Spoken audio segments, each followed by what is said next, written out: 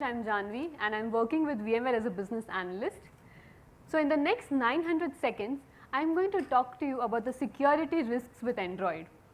This talk is majorly intended to raise the awareness of these risks and also discuss some technical and strategic recommendations for the same. So before I start, I would like to know how many Android users do we have in the audience? If I'm not wrong, that comes up to around 80% of the audience. So let us start by understanding why are Android phones so popular. According to a recent study from Gartner, 296 million units of mobile devices were sold in Q2 of 2016 alone. That's a staggering number. In fact, this number equates to 95% of the population of United States of America. There could be various reasons to it. It could be open source, variety of brands available, wide array of applications available, finance, gaming, etc., increased speed, increased storage space, and whatnot. Let me now share some numbers with you. According to figures from Gartner, Android captures 86.2% of market share worldwide, which essentially means out of every 10 other users here, 8 of them are Android users. Because of this high popularity of Android, it is also a very attractive target for hackers. According to recent data from security firm Intel, 92% of the top 500 applications were found to be malicious. Just think of what all risks we are all surrounded with.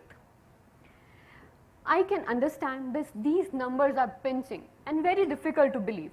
That is the reason I have two demonstrations on Android vulnerabilities. Let me start with my first one, that is data theft. For this vulnerability, data theft, I have developed an Android application for a very famous game called Tic-Tac-Toe.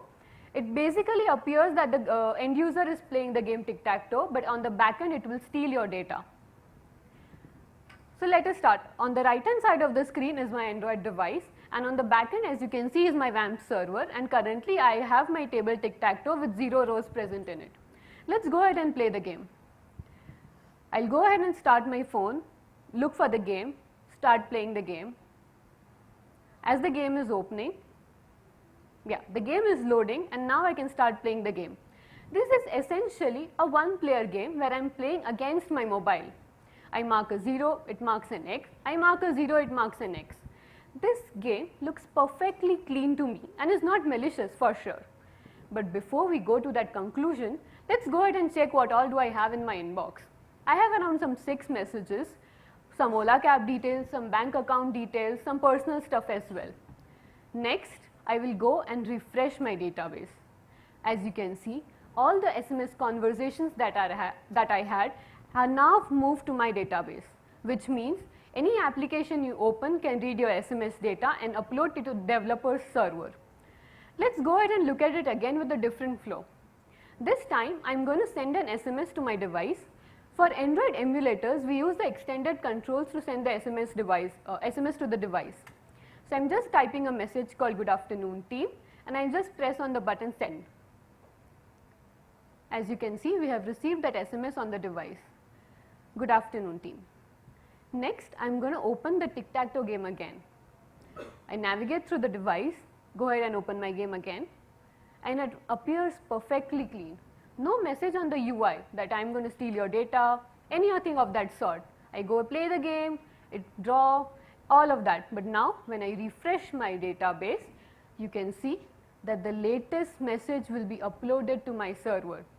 This essentially means that whenever you open this application, it will read all the SMS data and upload it to my server. Let me go in some more depth of this and explain it to you how or why this really happens. As an end user, you go ahead and download this application from the Google Play Store. But do you ever make a check on the developing company or the individual? You go ahead and give permissions to read your phone data. But ever wondered why a gaming application needs to read your phone data? You play the game, on starting the game it will read all the SMS, all the confidential information that you have on your device. There is no impact on UI, but you are a victim of data theft. This is just one application where I could steal your SMS. I could even develop an application that could steal your contacts, WhatsApp conversations, images, etc. Consider how priceless this data is. This data is then sold to unknown unverified vendors who could have corrupt intentions. This brings me to the end of my first demonstration. Let's go ahead and have a look at another Android vulnerability, which is reverse engineering, that is forging the source code by reverse engineering. Before I start, I would like to explain what is reverse engineering. According to reverse engineering definition, it essentially means retrieving the technological details of a program, app or device. This looks perfectly fine, and how is this affecting Android applications? Let's go ahead and check it. As a legitimate developer, you go ahead and create any application and you upload it to the Google Play Store. Next, the malicious developer takes the application, republishes it to the malware and uploads it to a third-party app store. This entire process, what he can do is with the use of reverse engineering. He will upload it to the third-party app store. Any end user would then download this application for certain benefits. The malicious developer now has remote access to your device. He can see what you're doing, where are you, whom are you talking to, what all confidential information do you have here on your device. This is a very serious problem for us, reason being that with reverse engineering, getting to the source code of any Android application is very easy. I'll go ahead and play a demo for you. I'm downloading this iLearn application from the Google Play Store browser, and I'll just extract the APK and send it to my mail server. I can see that I'll download the application from mail server to my own device. I'll open it to a suitable folder and I'll just move it to another folder, which for now I'll rename it as ghci_rev. I have my folder and the APK. Now I'll perform the first step of reverse engineering, which is basically unzipping the file. I'll just rename it with the .zip extension and extract all the files in the same folder. As you can see, now I have access to the Android manifest.xml. Android manifest.xml is the heart of any Android application. It contains the packages, versions, activities, all the permissions, etc. Next, we go ahead and aim to get the Java files. All the Java files in an Android application are converted to classes.dex file by a Dalvik virtual machine. We have a tool called dex2jar, which will convert these .dex files to jar files using this tool. I just have one command, which is dj-dex2jar and classes.dex, and now I have completed and I opened the decompiler and I can see the source code. How difficult would it be for any Android developer to open this code, understand this code and make it malicious? I'll just give you an example. Temple Run. Everyone would have heard about this game.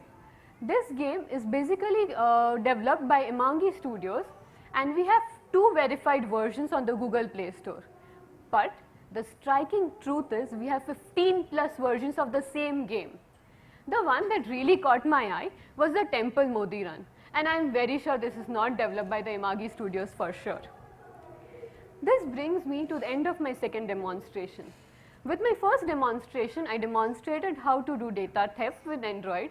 In my second demonstration, I demonstrated how to get to the source code of any Android application. These 2 threats to Android are very naive in nature. Android popularity is increasing exponentially, and with that same rate, hackers have become smarter and sophisticated. Next, I will talk about some very famous and classy threats. First one is stage fright. Stage fright, it will send specially crafted MMS messages to your device with the videos, which will corrupt the underlying MMS libraries. Second, this one is my favorite, silver push. It will listen to all the ultrasonic waves around you from the web browsers, TV, radio, using the built-in microphone and upload all of this to their own device. Crossover threats. This will basically steal all your browser cookies and install any application on your device remotely. Googie, this is basically an Android marshmallow banking Trojan, which will overlap the permission screen with its own screen, and it will just give you a button called provide. It will never not give you any other options on that screen. Power of hijack. Power of hijack will basically hijack the shutdown processes of any phone, and it will appear that the device is switched off, but essentially the device is running in the back end and the malicious developer has the access to your device. Next is SVPeng. SVPeng can come to your device using the Google AdSense network. It will reside on your device, understand all the banking conversations happening, steal your banking credentials, even it can read the OTPs, even it can impersonate the banking SMSs that we get. With all the threats around us, we have, like every problem, we also have solutions for you. Next, I will go to the recommendations for the end users. Please make sure you have phone storage encryption. Do not allow unknown sources for installation. These third-party app stores are here to steal your data. Do not install any applications from the third-party app stores. Turn off Bluetooth, hotspot and GPS when not in use. The user must monitor and be aware of any unaware or any abnormal activity on your phone. Do not save any confidential information on your device. This is the most important one. With the convenience and with the handy device, we end up saving all the passwords, banking information, our bank account, credit card account details, everything on the phone. I would recommend you, as soon as you get the banking SMS, read it, delete it as and when. This is the reason that because we are so naive in nature, we do not delete it, the hackers get a chance to hack us. With increasing popularity of Android, it is also a very attractive target for the enterprises to increase the productivity gains. But businesses that install these smartphones in the anticipation of these productivity gains must also give due consideration of the security risk that is increasing at an exponential rate. These are some of the recommendations for the end users. Every organization should have a BYOD policy which should cover the following at least to the minimum. The first one is, make it mandatory for users to have a screen lock if any of the enterprise apps are installed on it. At present, if I have my email server on my phone, I should have a screen lock, otherwise it is no use. Provide access to enterprise resources and applications only by secure authentication. Administrators should have the right to wipe off the corporate data when in need. Segregation of corporate and personal data. Enable secure browsing. Encrypt all the corporate data. Track and view device in the real time. I would just like to recall of whatever we discussed today. First thing, there are two major vulnerabilities to Android. One is the data theft. Another one is the forging the source code through reverse engineering. Then we also talked about some very famous threats with Android. Then we talked about some recommendations and for end users as well as the enterprises. In the end, I would just like to say that information security is our own responsibility. It is us who have to take care of our own data. This data is priceless in the market, and that is the reason there are a lot of hacking or security issues occurring on this. Thank you. I am also open to give you a live demo of this. This was a pre-recorded demo, and if you have any other questions.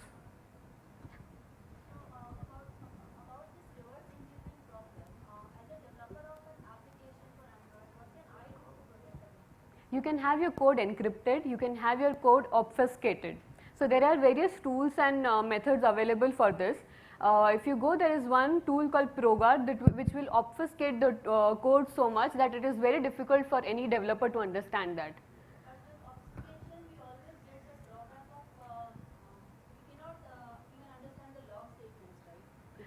Right, so understanding the log statements till you are debugging the application is good. After you release it to production, it is always advised that please remove your logs and then upload it to the Google Play Store. Okay. Thank you. Thanks, Shanvi. The first thing I did just now is that I switched off my hotspot and my so that's really important. I just didn't realize that I'm so vulnerable. My phone is so vulnerable. Our next talk is Tenant Control Encryption of Virtual Storage in Cloud by Ramya, Victor and Chitra from VMware. Let me just give you a quick introduction of both of them. Chitra works as a senior member of technical staff with VMware. She has 9+ years of industry experience, predominantly in cloud storage and virtualization domain. She currently works on hyperconverged solution from VMware and interacts with customers to understand the challenges of cloud deployment. She has garnered strong technical skills by working across industry giants like EMC, NetApp, and VMware. Our second speaker is Ramya. Ramya Victor has an experience of 3 years spanning over the domain of networking and storage and virtualization. She has specialized in software engineering in her master's with internship in VMware. Currently, she is working on virtual machines file systems, snapshotting of virtual machines, virtual disk related operations as a full-timer. Ramya likes to explore the concerns and challenges related to storage in various domains. Let me invite both of them. Please be here, Ramya. So, good afternoon everyone. So, this paper is basically presented by me, Ramya Victor, and my colleague Chitra M. But today I'll be taking you through the concept. Okay, so I'm basically going to talk about this tenant control virtual storage encryption for cloud security. So just as Janvi said, security is the responsibility of individual. That's what we are going to showcase over here. Before I start off with exact concept, let me just tell for the benefit all what is the term tenant we have used. So in a cloud environment, any customer who wants to deploy a VM in a public cloud service provider's environment, he's called as a tenant. So in a real world, a tenant is the one who goes and rents a house, uses the infrastructure in that house for a stipulated amount of time by paying some rent amount. So in the same way, cloud, you use the concept of tenant for the customer who's actually going to use the cloud infrastructure for a stipulated amount of time. So here we are basically going to concentrate on multi-tenant cloud. So let me just go through. Today we'll first talk about the business problem and what is the exact reason why we thought of this solution. Next we will see what is the solution we are having, what are the business use case we can consider for this solution, and what are the benefits if you incorporate this solution. So first thing is, what is the major concern for the customer when he has to deploy his VM in a public cloud? So the major concern for the customer is always security. See, because in a multi-cloud environment, as a customer, I don't know where my data is residing. So I'm telling the public service cloud provider that this is my VM, deploy it in your data center. So I don't know in which data center it's deployed, whether in that data center another customer is having their VM, and whether someone else is going to read the data from my VM, sniff into the data. I have no idea. All I know is my VM is residing on the cloud, and that's it. I don't know what is happening to my data over there. So security is always a concern as a customer for me if I have to use a public cloud. So why is the security always a concern for me? Because there are certain threats associated with security. So what are the different form of threats that we are having? The first one is the external threat. So here the external threat, it can be in the form of a hacker who will just hack into the data from an external source and can misuse your data in any possible manner. So second one is the internal threat. So according to the 2016 statistics, majority of the threats that you commonly come across in cloud is the internal threat. So the person who is actually responsible for securing your data in the cloud can actually misuse your data. So that is what is the internal threat is about. So we will focus more on the internal threat here. So what are the possible internal threats that we can think of? The first is the system administrator. So who is the system administrator? He's the one who's actually keeping your data center safe. He's actually storing all your data, making sure everything is fine. So if this system administrator has access to all your data in the data center at the cloud end, he can just take the data of your virtual machine, which is residing on a disk, copy it into a flash drive, connect it to another host, power on the VM, and do whatever he wants with the data. So he has a complete access because he's the one who's responsible for the data. So he can misuse that. Second one is, since our data is residing on the cloud, it's actually stored on an actual storage device, say a hard disk. So anyone can just pull out the hard disk and take that information, go on and use it however he wants. So that is the theft of data. Another one is in some of the methods that the cloud service providers provide now, what they do is they encrypt the data of the virtual machine, and the key that is used to encrypt that virtual machine is stored inside the virtual machine memory. Since the administrator will have access to the entire VM, obviously he'll have access to the memory also. So he can just access the key and tamper the data. So it's like you're giving the administrator all the privileges, like please go ahead and misuse my data. So that's the internal threat that we have focused over here. So what is the solution that we are proposing here? So in our solution, we are basically telling that you are responsible for the security of your data. So you take an additional step to protect your data. So what is that additional step that we are talking about is the tenant, the customer, he can host a key management infrastructure in his own environment. So what is this key management infrastructure? So this key management infrastructure is nothing but a set of information technology modules. So you basically can see two modules over there. The first one is the authorization module. The second one is the key management server. So what the tenant can do is he can actually host this in his own environment. So what this will do, it is responsible for generation of key, protection of key, and making sure that who can access your key and which application can use which key. So as a customer, I will have this key management infrastructure in my environment. I will generate the key and I will pass this key to the cloud service provider telling that this is my virtual machine specification. You have to encrypt all the data of my virtual machine specification using the key that I have provided. And the key over there which resides in the tenant environment, only certain set of users will have access to this key. So the customer itself is telling that all the data that I am providing in the cloud, you should encrypt it using my key. So here the customer has the control. Second, so in the field, how this implementation will look like. So we have two tenants, so two customers basically.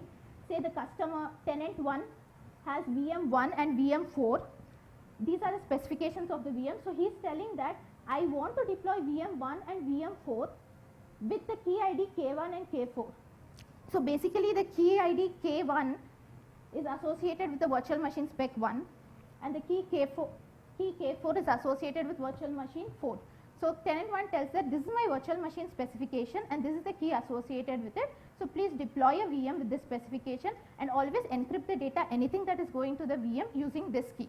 In the same way, there is another customer who provides a similar specification over there. So he also tells that I want to deploy two VMs, say VM2 and VM3, and each VM has its own key associated with it. So this information is passed on to the cloud service provider.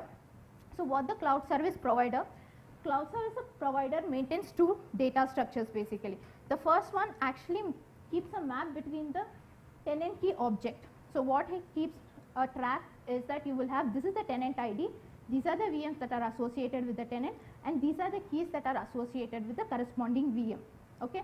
So since the key here is actually maintained in the cloud service provider, the key has to be stored in a very secure way. It can be either kept in a machine or the key itself can be encrypted and stored.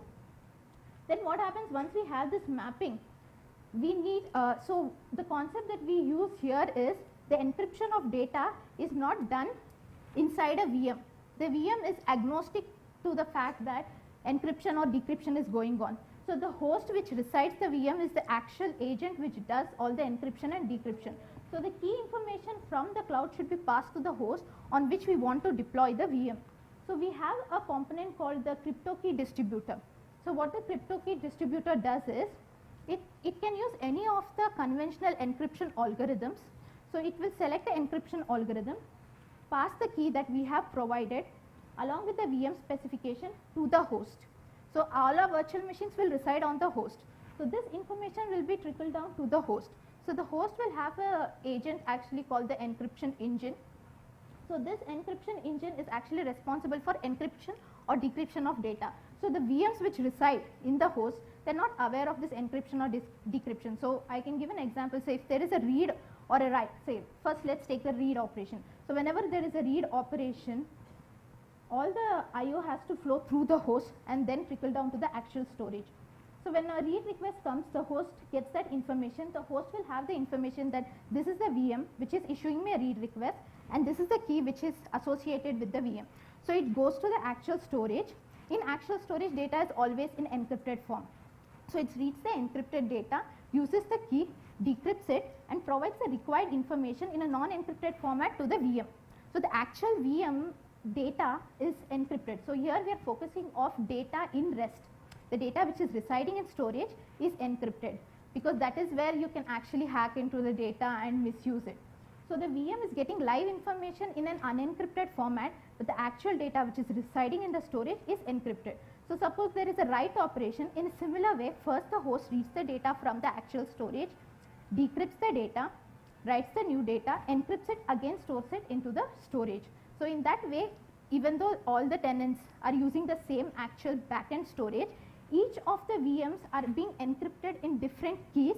So it is like a silos of different encryptions. So even if you get the data, unless you have the key, you cannot use the data. So the data is encrypted. So the tenant 2 can somehow get the data of tenant 1, but without the key, he cannot do anything. So that is the main achievement that what we want to do here. So what are the benefits and use case that we can think of?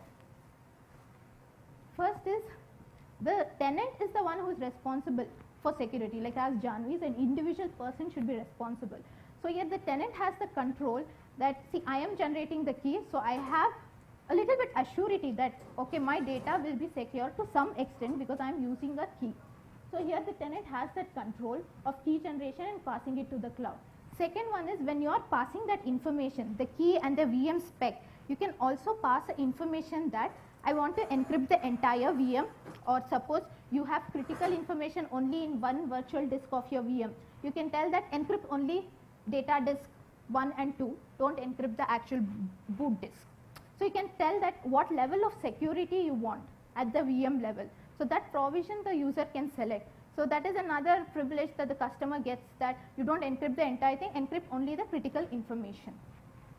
The third thing, as I said in the diagram, the VM is not aware of this encryption and decryption process. So my host is the actual hero over here who's doing all the encryption, decryption. So it is guest agnostic. So that is one of the plus points.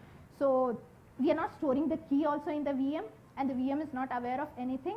So in that way, we are providing a little notch of more security over here compared to the existing approach. Next thing is, so I told you that in that data center, right, we store a data structure mapping of key, tenant ID, and all the VM details.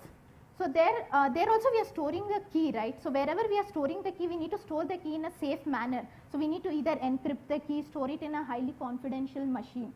So the point here is we have a set of users, super privileged users, the administrators. We suppose there are 10 administrators in the data center. We say that 2 of the administrators are super privileged administrators who will have access to this key. So you might be wondering, so you are telling the administrator is a big internal threat, why are you giving him the access?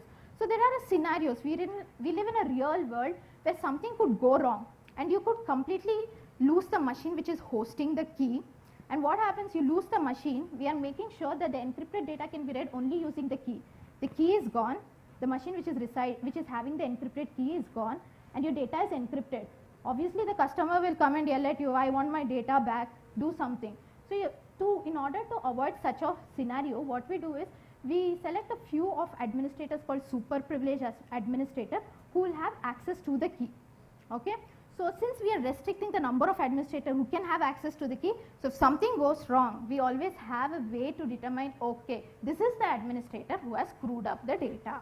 So something like that. So in that way, we are ensuring that we can get a backup of the encrypted data also. At the same time, we are ensuring that we can trickle down like who is going to misuse the data. So we actually thought of like 2 business use cases where this approach can be used. One is disaster recovery as a service. So in a disaster recovery as a service, they usually have a concept of primary site and secondary site. So the primary site will be the active site where all your VMs will be running and everything will be fine. Due to some calamity or some situation, if your primary site is completely down, so all the VMs in your secondary site will come up. So the secondary site, whatever data you are updating in primary site, simultaneously they will be tracked in your secondary site also. So in your secondary site, mostly the data will be in rest. So you need to protect the data in rest, right? So in such kind of scenario, probably you can use this approach where you're encrypting the data in rest. So that is one of the use case we thought of. Then another use case is infrastructure as a service. So in infrastructure as a service is a common use case because everyone wants to use the infrastructure in the cloud, so that because they do not have the flexibility of owning all that infrastructure in their environment. So with this approach, what we can do is the tenant can host a key management infrastructure in his own premise, and he can just pass on the key and use the public service cloud provider with the confidence that his data will be secure. So you need not have to fear much about the security.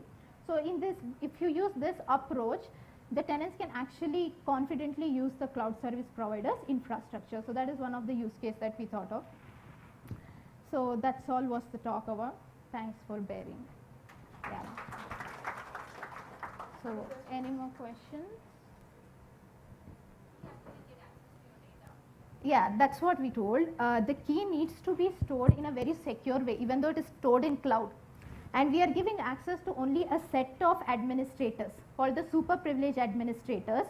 So there needs to be someone who needs to have access to the key in any case, because if the keys are completely lost and everything is automated, the data which is encrypted, right, it will be completely lost. I cannot get that, obtain but it. how will you believe those set of administrators? Because they also don't belong to you, they belong to someone else, the cloud provider.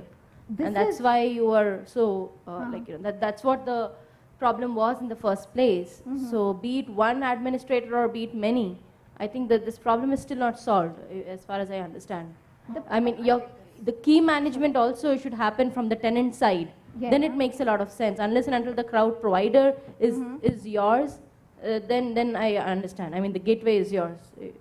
So one way to look at it is like the encryption or the decryption is a costly affair, and a cloud service provider will always provide you with this option of encrypting your VMs or whatever data that you are passing on, right? So any cloud service provider that you are going to host in will be providing their own encrypting or security features that they want to. So we will be obviously making use of these security features to be encrypting the data that we are passing on to them. So it is not that the VM spec or the key or something is a database or a table that they can happily open and see. So in their environment, they will anyway have their own encryption policies and all. So what we are providing is the additional feature which the tenant can be using. What happens in these environment is like when we go for cloud service providers, right? It's not that they are going to service only you. They are going to service multiple people. And your data can as well be residing in the same array or a same storage as that of another tenant. So we don't want that data to be misused by another tenant or somebody else, whether your key is in memory, those kind of things. So it's an additional thing that we are trying to provide over here.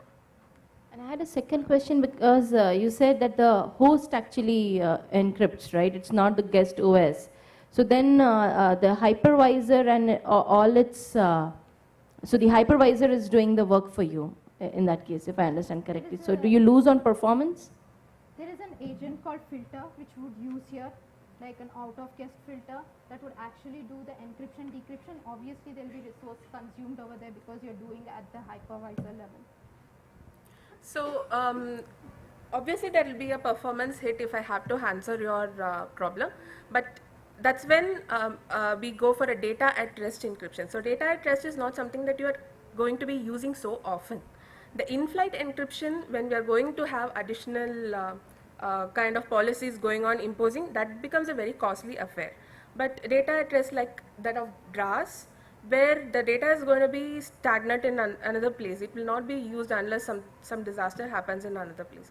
So those kind of data is not something that you're going to access often, so the performance, you need not much worry about it because it's not that costly affair here. Yeah. Thank you.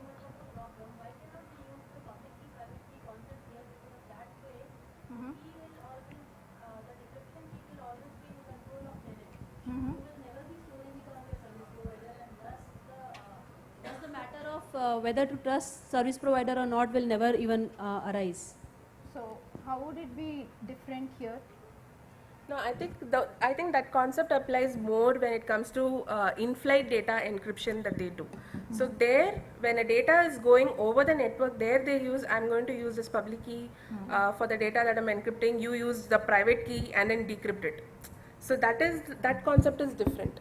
Here, we are going to have some data residing somewhere which we want to encrypt. So even while sending that data, like while we are sending the VM spec or the key that has to be used to encrypt that data, when it goes over a network, we can always use the technologies that you are suggesting, like the public key and whatever encryption engine that they want to do. So in-flight will work when it comes to public key, private key access, but this is a different concept that you're bringing in for the at-risk data. I get that, but all I'm suggesting is this key which they have to use for decrypting the data, encrypting or decrypting the data, that can be that can be decided between service provider and tenant using public key, private key, the same way as SSL works. Like an authority which actually is common between these two entities and No, which so will use the after key. public key, private key, the another key can be sent, which can be used to use the encryption of data in rest. So Which in this way, the benefit we get is we are not trusting any service provider with the key. We are sending the key as a tenant. I am sending the key, and that key will be used to encrypt the data. And the responsibility of maintaining the life cycle of the key is with me. correct. So how are you generating that key, the third key that you're talking about? That That, can be that any is the key algorithm, management. right? That is the key management infrastructure we are talking here. So this No, KMI generates both your, if you want to use the public key, private key concept, you need a key generator, right? That's what we are telling that the tenant can host. KMI is residing on service provider. No, No, no, the no, KMI this will is be tenant residing on controlled. tenant. So tenant is hosting this KMI in his own premise. And sending you the key which you are storing on service provider side. Yeah. But if you are storing the key on service provider side, the threat is not actually mitigated. Yeah, so that's the question even she had, and that's what we answered. So your key management infrastructure is in the tenant, and there are many different ways in which a KMI can be implemented. And depending upon the level of security he wants, it can be on a physical machine or VM or any kind of deployment of KMI he can go for. And the KMI, along with KMI, there are different encryption engines available, and depending upon that security he can use. Now this data, when he says I want to encrypt a particular disk, this key and this VM spec, he's going to pass it over to the cloud service provider. Now while passing this is the in-flight concept where he can say this public key, private key, and then use it and then encrypt and it goes. Now on the cloud service provider, obviously they will be providing their own security features, like whatever data that comes from you will be encrypted in some way, right? So they will also be encrypting your data, like your key and the VM spec and whatever providing. So it's not like somebody will open up a table or something and read that this is the key and this is the VM that is corresponding to the key. So it's not like it will be accessible as easy as how you are thinking to be it. We can take it offline. Yeah, sure. Yeah, thank you everyone. Thank you. Thanks, Chitra and Ramya. I believe that's the reason why cloud is so difficult, and we're still not so confident to put our data on cloud. Our next talk is on sniffing using DSniff, and our next speaker is Payal. Payal is a security analyst at VMware Software India Private Limited. She has 2+ years of experience in the IT field, and her job involves detection and prevention of cyber threats. Her job makes her paranoid every time she accesses anything on the internet, especially online shopping websites. Knowing the risk information security teams do, anyone would be paranoid in her opinion. And hence, she intends to educate people so that they are more careful while putting their personal or financial information out on the internet. So let's hear it from Payal. Thanks for the introduction, Sheetal. Let me get started by assuming that at least 50% of you sitting over here did not understand any part of my topic there. So everything that is invented in this world with a good intention is at some point exploited and misused for a purpose it wasn't intended for. Sniffers are one among such common tools. So let's get started by knowing what exactly are sniffers. Sniffers are used to monitor and analyze network traffic for diagnostic purposes, as in if something goes wrong in the network, we need to find out what went wrong. For that, we need to actually sniff the traffic and look into it. That is the reason they were intended at the first place. But today they are being used to eavesdrop into the network and use it for malign purposes. And then thanks to the availability of not just data but physical things, starting from footwear to groceries to clothes to everything via internet, that e-commerce has reached its boom. And then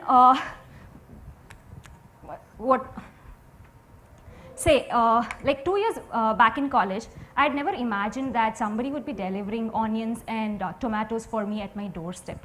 but today that is possible thanks to websites like Big Basket, Grofers and things like that. Now, what if somebody's been observing me that every Monday somebody dressed in orange from Grofers comes to my doorsteps and delivers vegetables, and he decides to show up at my door with vegetables and dressed up in orange. Am I not going to open my door to him? I will. Dangerous, isn't it? Imagine the same thing happening with all your data online when you're doing shopping. Say somebody is looking into your credit card details, your personal information like name, phone number, everything, all the data. Like all this risk has made security more important than the actual data itself. Going back to sniffers, sniffers are of two types, active and passive. Earlier, sniffers used to sit back and wait for the data to flow through them. But today they have become so intelligent that they can probe into the network and force the network to redirect the traffic through them. So one among such active sniffers is my tool of choice for this topic, dsniff. Before I move on to dsniff, let me show you all how sniffing actually works. So this is the user who's trying to access something on the internet. If I make a query, it is going to go through the router, but I have the sniffer, as in the hacker sitting over in between the user and the actual router, sniffing all the data and seeing what is going on. Moving to dsniff. Dsniff is a suite of sniffers and components that can support sniffing. One among such is the master program, that is dsniff. This tool is used for decoding multiple application level protocols like FTP, SNMP, SFTP, SQL StarNet, you name it and you have it. So there are almost all the protocols that can be decoded using this tool, dsniff.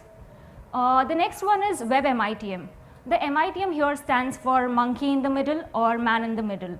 So how does this WebMITM work is, say I access a website ICICIbank.com.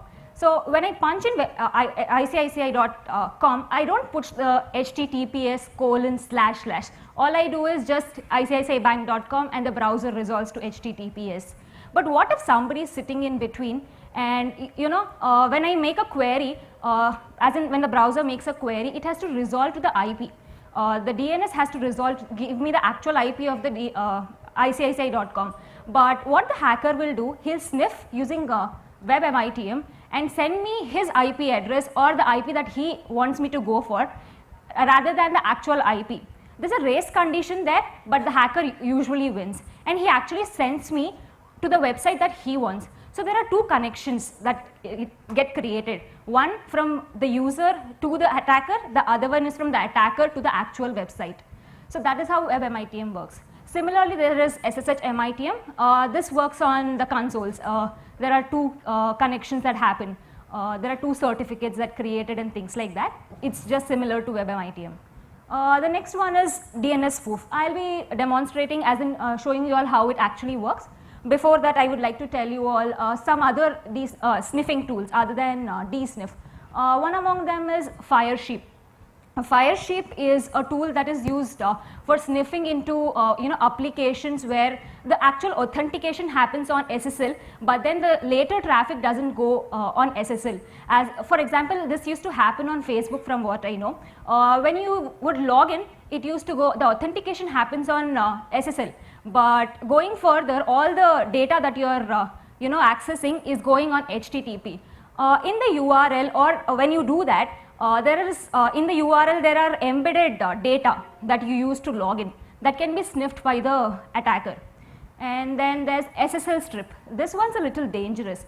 What does this do is when you try to access a website, again I'll take my same example, ICICIbank.com. So the website is supposed to be https://ICICIbank.com, and all these SSL websites have that favicon, that green color locked, which makes us think that it is secure.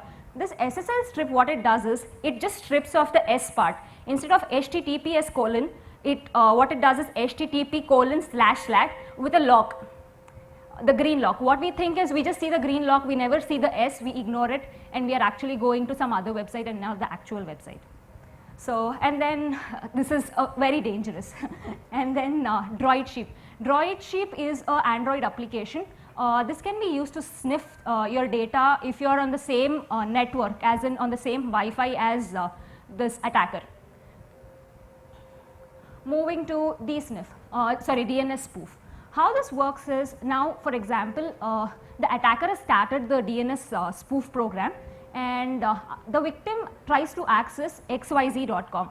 Now when somebody types in xyz.com, the DNS server has to resolve and give me the actual IP of the xyz.com.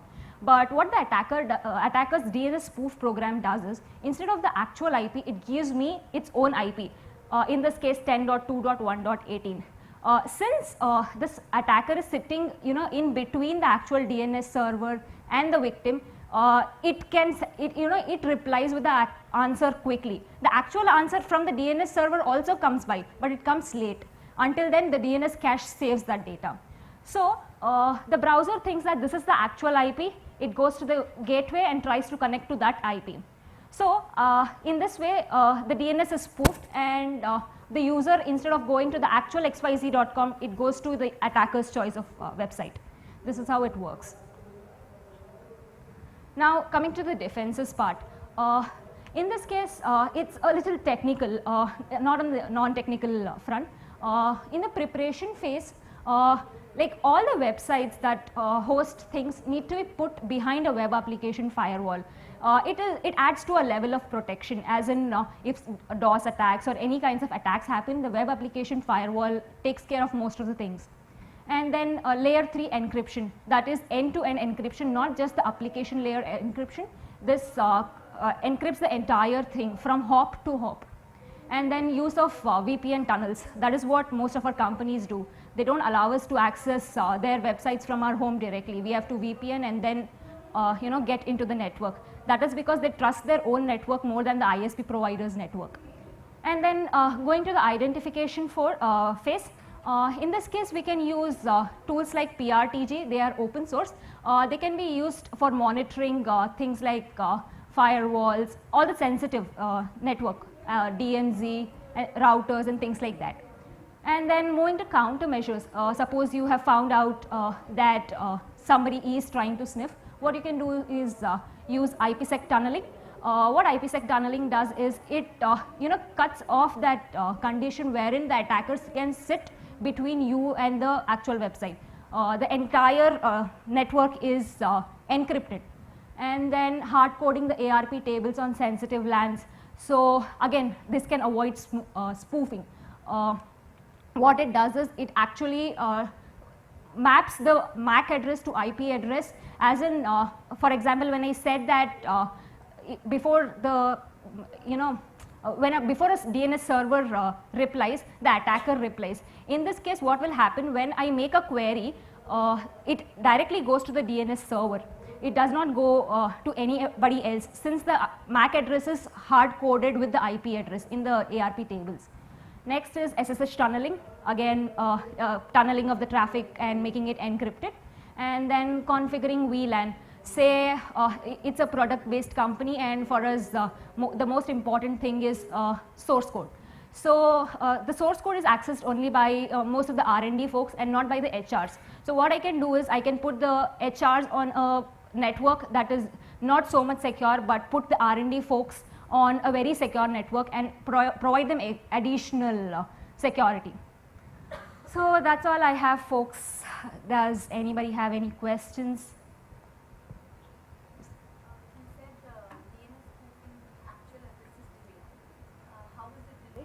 Because the attacker is sitting in between the DNS server and the victim. You are in the network. What they do is source routing is done. Source routing, how do I explain? Okay, so the attacker chooses a path. There are two paths that victim machines, the traffic between the victim machine and the DNS server can go. One of the paths, if source routing is allowed, all the traffic is chosen from the path wherein the attacker is sitting. The hops, one of the hops is the attacker. In the packet construction, like if you have heard of packet constructing tools like Scapy or BitTwist, what they do is using them you can allow, add a hop. Like from this hop, the network will go to this hop and then reach the third hop. That way it can be done. Thank you. One thing I would like to add is, like whenever you're going online shopping, right, don't go to all these new websites that give you colorful offers, and even if you're trying to purchase from them, go for cash on delivery. All you're going to save is, by not doing it, is 50 rupees, but then you're putting your data at a lot of risk. So rather, choose wallets that are safe, like Paytm is a wallet, Cisco has its, there are a lot of companies that have wallets. Use secure ways, and not, just to save some $100 or $50, just don't put your data at risk, because somebody out there, hackers are, ready to grab any kind of information, and they're ready to pretend like anybody else. That's all. Thank you. Thanks, Payal, for helping us understand that what all can happen with us during the e-commerce shopping that we do.